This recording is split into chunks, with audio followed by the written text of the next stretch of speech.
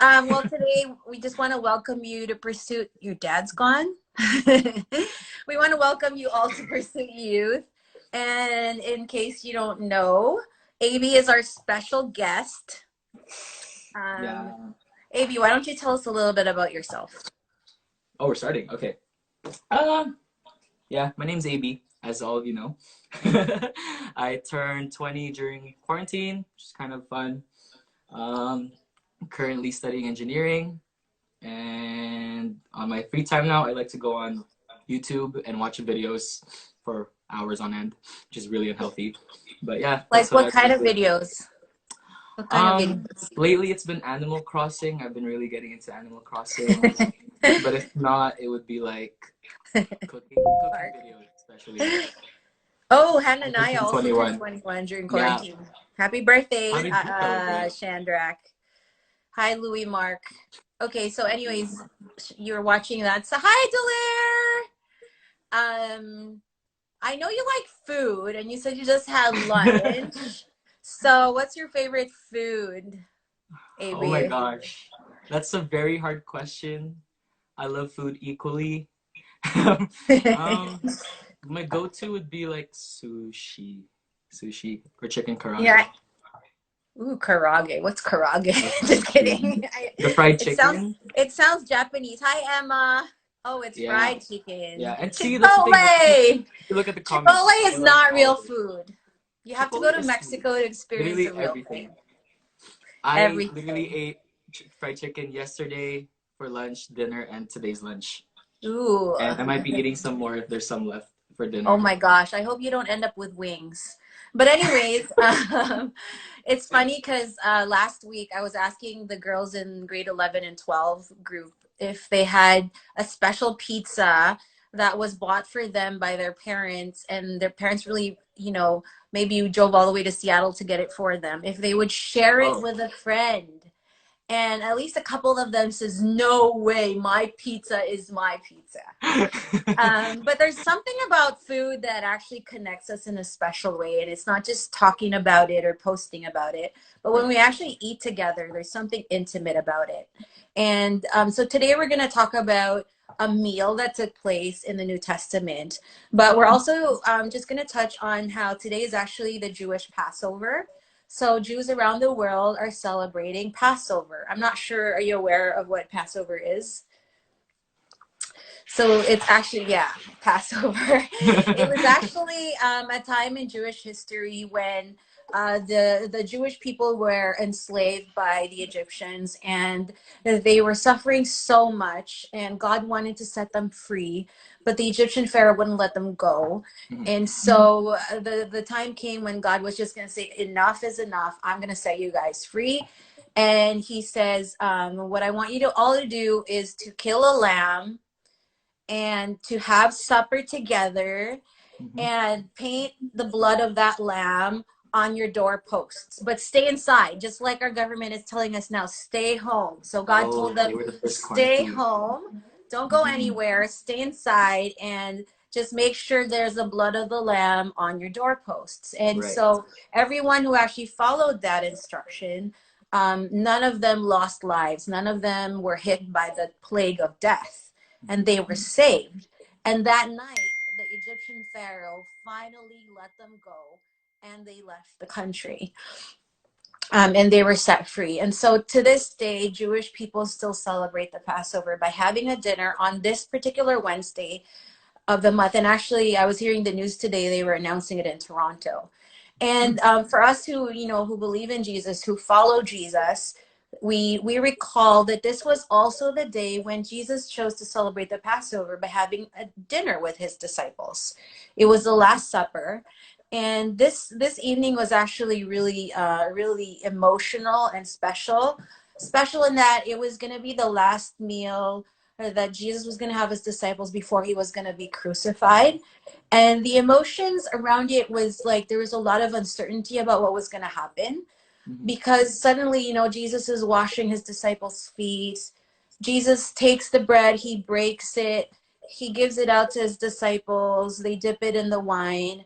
And then suddenly Jesus says, you know, one of you is going to betray me. And then he tells Peter, you're going to betray me. And then it was just like, what do you mean? That's not possible.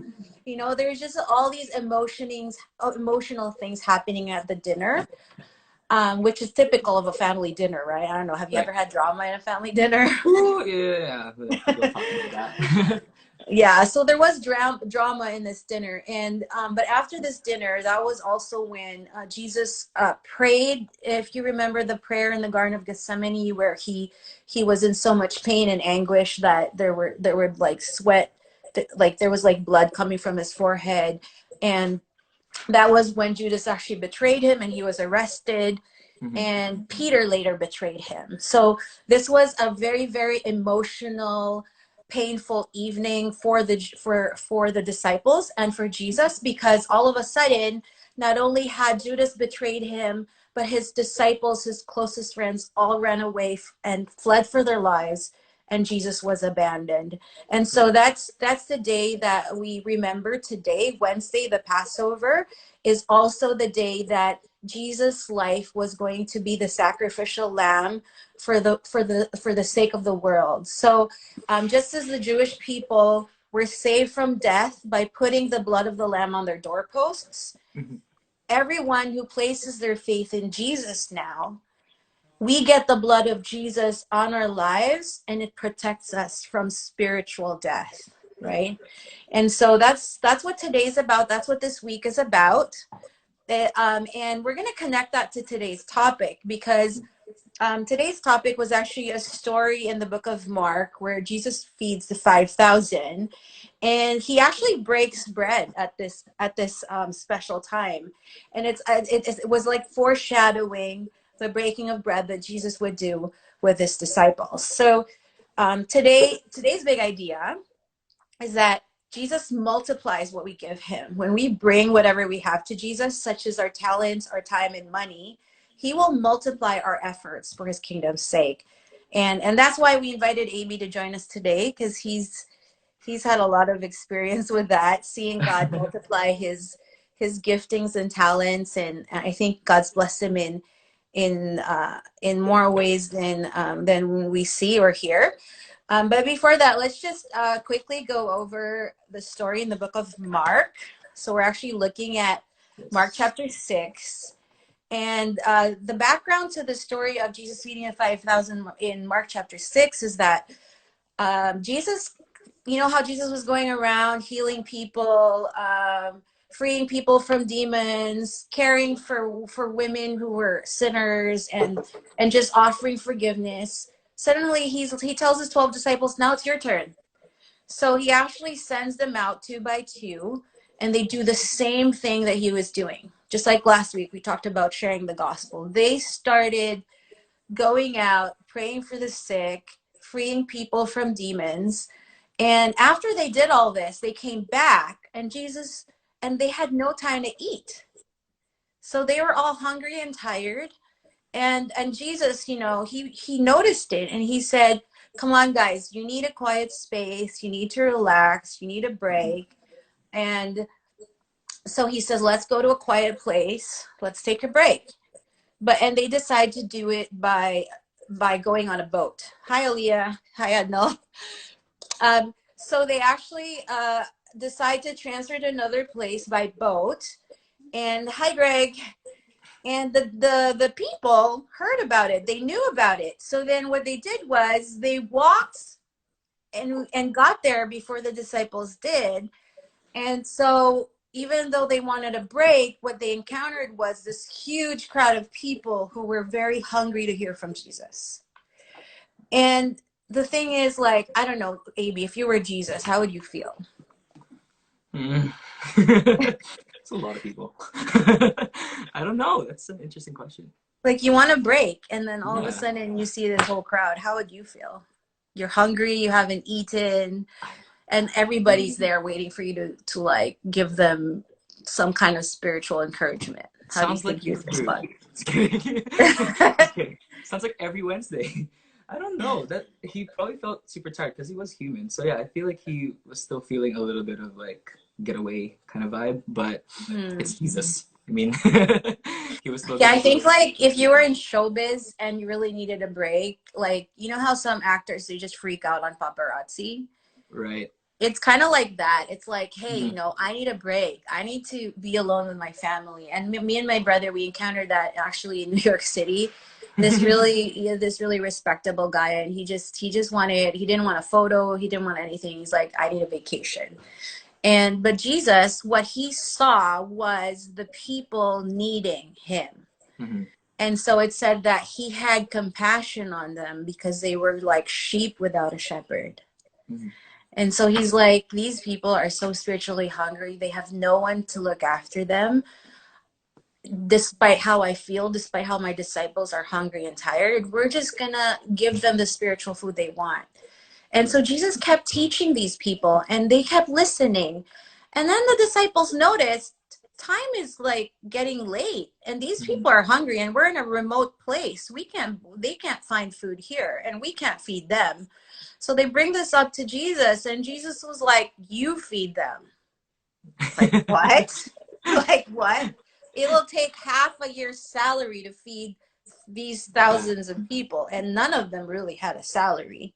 Hmm. And so what we see here was they were more focused on the limitations of their situation rather than the power of God and the ability. Right. Hi, young adults ministry. They were focused on the limitations rather than on the power of God. Hmm. And but they follow Jesus' instructions because he says, how many loaves do you have? Go and see. And they found this boy who was so willing to give up his 5 loaves of bread and 2 fish. I mean, AB, if that were you, would you give up your food? I would be kind of insecure. I'd be like, nah, it's okay. Because 5 loaves for how many people? It's not a lot. And yeah, it's kind of impressive how the boy was willing to give it and just not have any like hesitation for it and be like, here, I hope this helps somehow. And it did. Yeah, and I think, but then if that were me, I'd probably just hide my food and like eat it in the secret place because I know it's my survival for the day. I Right. always have food on me, by the way. So I like food too. I always bring snacks. But this kid was not thinking of that at all. And like Hmm. you said, he's probably like, I don't know what this is able to do, but here it Right. is. And he just willingly gave it away. Hmm. And as a result, he was able to see the power of God, right? But the Yeah. disciples, they were so focused on the cost, they weren't focused on the power of God. They weren't focused Right. on what God was able to do, right? Hmm. But they did follow Jesus' instructions. And so as a result, they saw the power that God had to feed multitudes, Yes. thousands. So they were able to have 12 baskets left over of food after feeding the 5,000. And this is an example of Matthew 6:33 that says, seek first God's kingdom, and all these things will be added to you. These multitudes were focused on Jesus, and as he Mhm. satisfied their spiritual hunger, he was the one who looked after their physical hunger, That's good. right? They didn't have to ask him. And Hmm. this shows us that he truly is the bread of life. He doesn't just feed us spiritually, but he also sustains us physically. He cares about our needs. Hmm. And so now I'm going to ask you, AB, Hmm. because our topic today is, whatever you give God, he's able to multiply. And that includes your time, Hmm. your talent, and your money. And for this Hmm. boy, in a sense, it was like his money because he gave his food Yeah, I and he believe it. saw that thousands were fed as a result. Hmm. So, how about you, AB? How have you seen the power of God at work in your life? Tell us about when you started your music gifting to serve God. Okay, so we'll start with music. I mean, we'll talk about the music part. Yeah.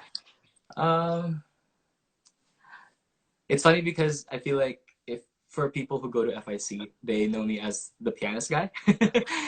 But it's just funny because growing up, there was a time where I hated piano because it was just like frustrating to learn. There were way too many keys. Like, who puts 88 keys on one instrument? And it was just getting frustrating to learn. And then I remember moving here, and thankfully we moved to our um, my grandpa's brother's house. I call him my Mm-hmm. grandpa, and he had a grand piano. So then it kind of sparked the interest again of playing piano. And Mm-hmm. then I started playing just at home, and then eventually at youth at the Buena somehow heard me play piano. And then she's like, oh. And that's when she hears you play one note on one instrument, like you can play, you can be a Dangerous. Don't so ever I do was like, anything in front of okay. me. Yeah, I'm like, this is dangerous. This is it. So I started playing in youth, and then eventually I was invited to be the pianist for the Christmas concert for the kids at the church. And then that's when I think Kuya Paulo, Palomar and Ronnie Simangan heard me. And then they recruited me to be the Sunday worship team. And I didn't know what I was getting myself into, but it became this weekly routine of waking up at 7 a.m. every Sunday, going to church at 8. Oh, and also practice the day before for 3 hours on end. And just like this weekly cycle of like, oh my gosh, like this is a lot of time, this is a lot of effort. But it became very rewarding eventually. Like I started seeing the fruit of it, not just in my own life, but also how I'm able to bless others through music. Not saying that it's like I'm blessing the people, but being able to help people get into this attitude of worship during church is a very gratifying thing and a very like rewarding thing for me. And yeah, now I'm the so-called music director in the team where I get to weigh in on like music decisions. Sometimes the leaders ask me for help for like what keys do they want to do the songs in, or do you think this song works with this song? But like, so it's amazing that with just me, or even I would say Buena dragging me into ministry and offering my time, I have been able to open up my horizons in leadership and even like just my own talent. Now I'm able to enjoy piano as it is. And yeah, that's it for the music part. But even with other parts of my life, because I was looking at the verse where it says, seek first God's kingdom and all these things will be added to you, and about spiritual hunger and physical hunger. I remember when we moved here about 8 years ago now, 2012. There were times where me and my family were like super down in like resources and just yeah, like we were crawling month by month, like waiting paycheck by paycheck. But even when we were down in the dust, Jesus was still there, and God was still there, giving us every single need. We were still surviving. We were still able to put food on the table, and yeah, and it was all just through the trust and just asking Jesus first and seeking Him first before everything else. So yeah, that's So as you sought Him and served Him, you've seen Him bless you and increase everything that you have. Yeah. So there's Louis. I got distracted. Hi, Louis. We're gonna actually listen to AB play a song, but before he does that, I just want to say that, you know, with what he just shared about how when they first came to Canada, they were struggling, but they still kept serving God, and God provided all of their needs, and God really met their needs. And now, obviously, AB's now in university at UBC, engineering, and is God providing for your needs now? I mean, I'm somehow still in it, so yeah, I guess so. Yeah, and so he's seeing God provide for him and look after him, and now with this whole pandemic going on, here in Canada we're so blessed, and in the United States, because even though like people are dying, people are suffering, the government has so much money to give to people. But I'm also originally from the Philippines, and I've seen how life is there, and how crowded people are, and how they can't really practice what we have here, which is the space to have physical distancing. And so one of my concerns these past few days is, how are people going to eat? Because they're actually on complete lockdown, where they actually have security on the streets, stopping people from going anywhere. And so one of the things that comforted my heart is knowing that God provides, you know. Yes. God, even in our need, God provides. And in our need, some of us, God enables to give even out of our need. And so people in the Philippines are just sharing with each other, even in their need, and they're supporting one another in their need. And so this way, God's meeting their needs, but at the same time, you know, now that we are so blessed, there's also something we can do. So I also started a fundraiser to help, and the thing is, we sent an emergency amount the other day, and then I found out that they were actually asking God, we want to help these people, how can we do it? They didn't tell me. I just felt that they needed help, and then it turns out that was an answer to their dreams and their prayers. others. And so whatever it is that we have, whether it be money, whether it be our time, whether it be our talent, when we give it to God, when you use it to help other people, God Mhm. can multiply it for us. So you've Mhm. seen Abe's grown in his gifting. I asked about his music, but he has other giftings. But he's grown in it to a leadership role. And it's the same thing for whatever gifting we have, whether it be Right. artistic, whether it be media, whether it be speaking or teaching or writing, whatever Mhm. it is that we offer to God, and even the small amount of money we have and we use to Yeah. help other people in need. And um, the time we have and we sacrifice it to do something like Louis just sacrificed his time today. He picked up my car. Yeah. Good Otherwise, I job, wouldn't have Louis. a vehicle. You know, the things that we do is something that God multiplies to us and to others 100-fold. So I just want to Mm. encourage you to continue to think of ways to offer what you have to God.